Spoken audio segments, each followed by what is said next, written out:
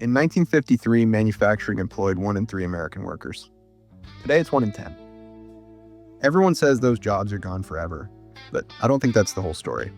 So I went to see what American manufacturing actually looks like today. And I landed in Michigan.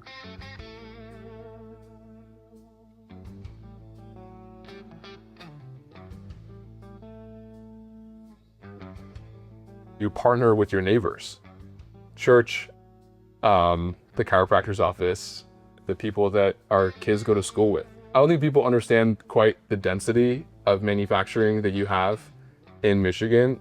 It's just what we do. We build things.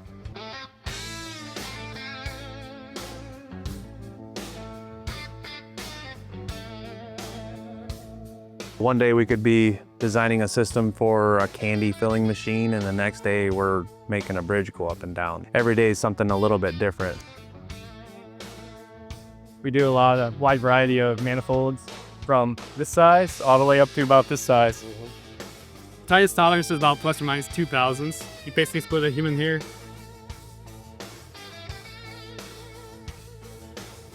So I got a question for you. Sure. I need an Allen wrench. Sure. What size? This is the right place to need a wrench. 10 minutes down the road, Tierra Yachts builds 200 custom boats a year. I have no idea how big this company is.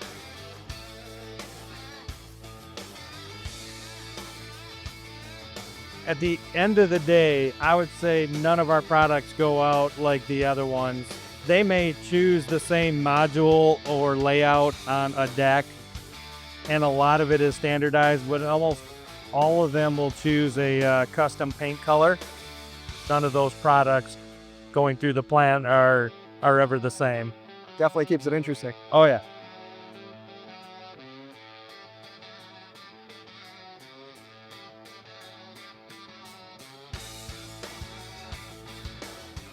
All the composite work that we're doing, all the electrical harnesses are built here. The upholstery is designed, it's engineered here. The electrical department is sitting there by the guys building our consoles, wiring up the backside of them. We're not buying it from somewhere else, we're doing it in-house. It shows a level of detail and a level of involvement in making sure that the products that we use really support the brand we're trying to create.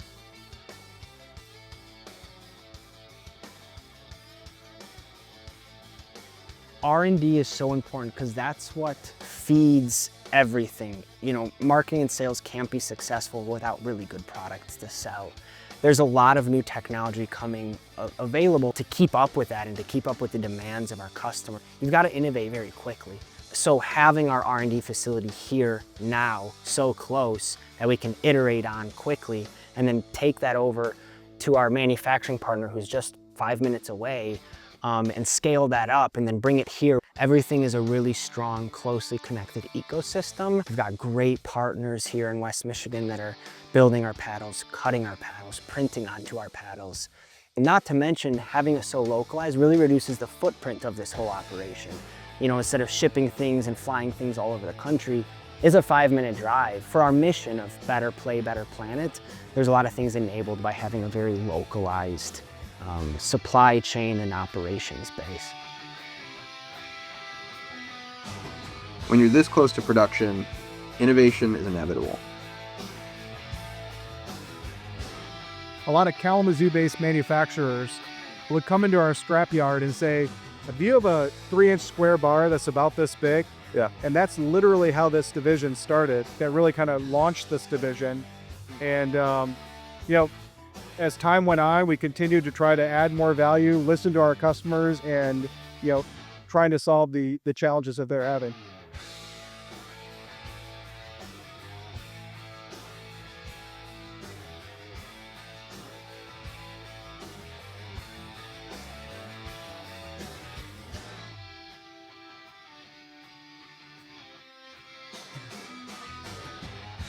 My mother, God bless her, used to say it's easier to give somebody the shirt off your back if you happen to have another one. But if we're ever successful, she expected that we would make a difference in the lives of others, and that was her philosophy.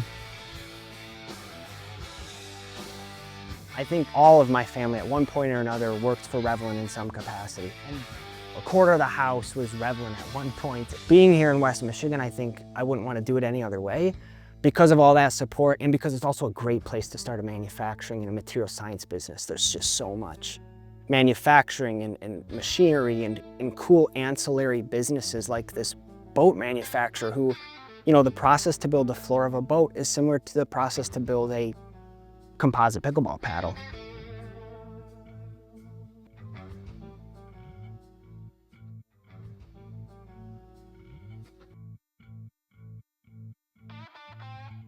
A lot of times you get into the capital expenditures and the equipment that you have, but if you don't have the people executing the process within that equipment, you don't have any outputs. So getting the right people involved, getting the right people in the right seats, that's the key to success.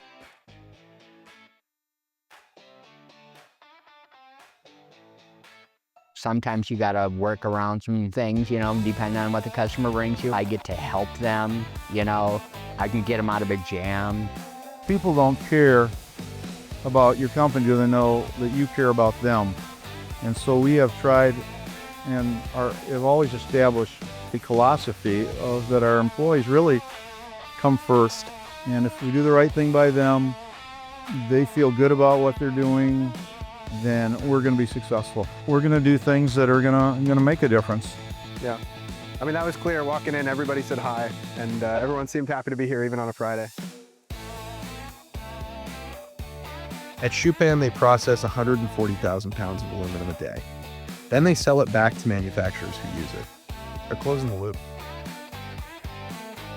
In 20 years, we believe that the east side of Michigan will still be known for building cars, but the west side will be known for building airplanes. And that our kids will grow up and just say, West Michigan builds airplanes. And that's what we do. And they will almost never know a time where West Michigan did not build airplanes. There's a lot of narrative around what's been lost and what we've offshored and how America's on the decline. But if you go to a place like Grand Rapids or Kalamazoo or Holland, Michigan, people here have been making things for the last 100, 150 years, and they're going to keep making it for the next 150.